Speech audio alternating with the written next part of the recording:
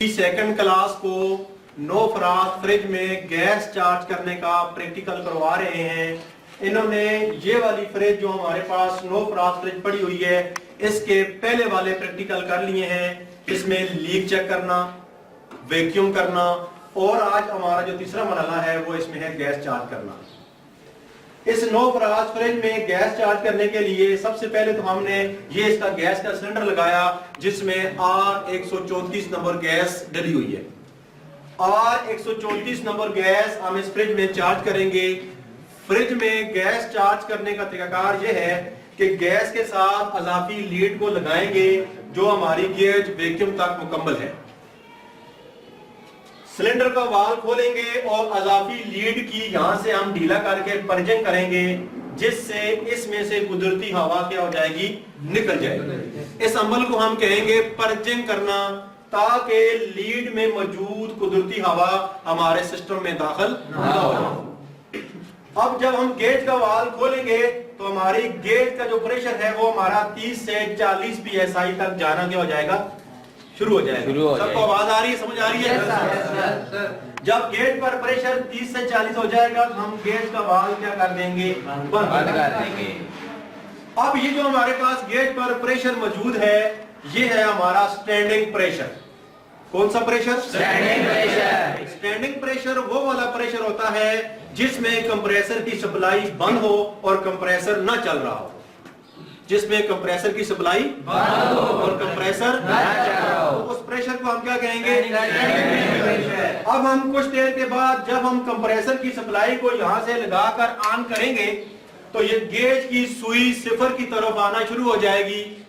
जिस प्रेशर पर ये गेज की सुई रुक जाएगी तो ये हमारा रनिंग प्रेशर होगा, क्योंकि इस वक्त हमारा कंप्रेसर चल रहा है, प्रेशर कम होगा और गेज की सुई क्या होगी, नीचे होगी। तो इस प्रेशर को हम क्या कहेंगे, रनिंग प्रेशर। जब कंप्रेसर चल रहा होगा तो वो हमारा कौन सा प्रेशर होगा। अब हमने क्या करना है, जब हमारा कंप्रेसर चलना शुरू हो जाए तो हमने कंडेंसर की पहली चंद कॉइलों को हाथ लगाकर चेक करना है तो ये गर्म होनी चाहिए। अब देखें तो ये हमारी ये वाली कॉइल गर्म हो रही है।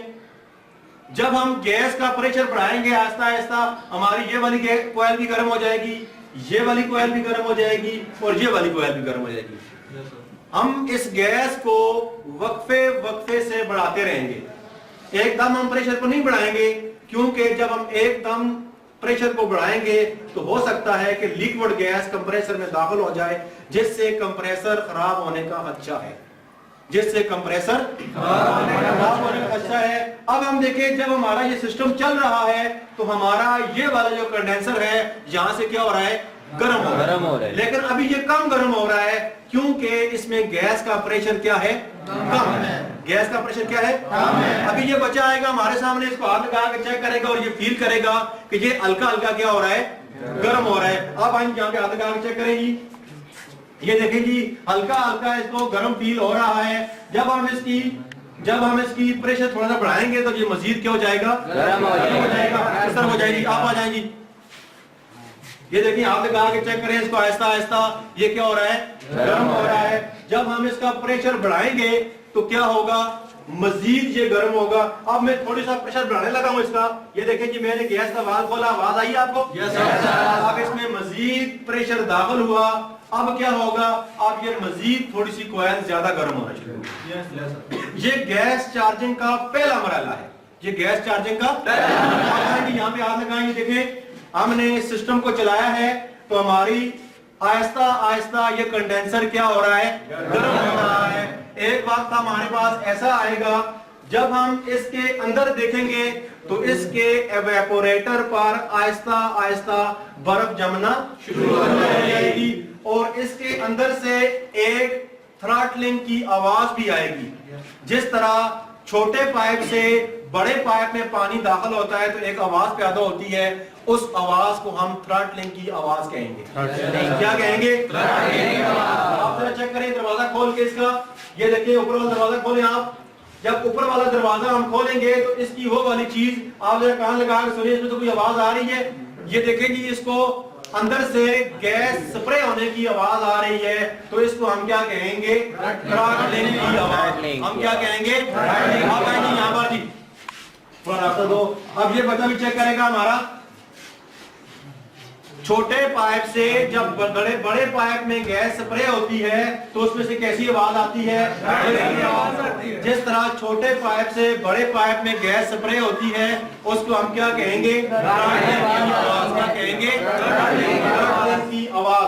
अब हम क्या करेंगे? मजीद गैस को यहां से हम बढ़ाएंगे। आवाज आई है? इस तरह हम वक्फे से जब गैस को बढ़ाएंगे तो हमारा ये वाला कंडेंसर यहां से लेकर यहां तक क्या हो जाएगा? हो जाएगा।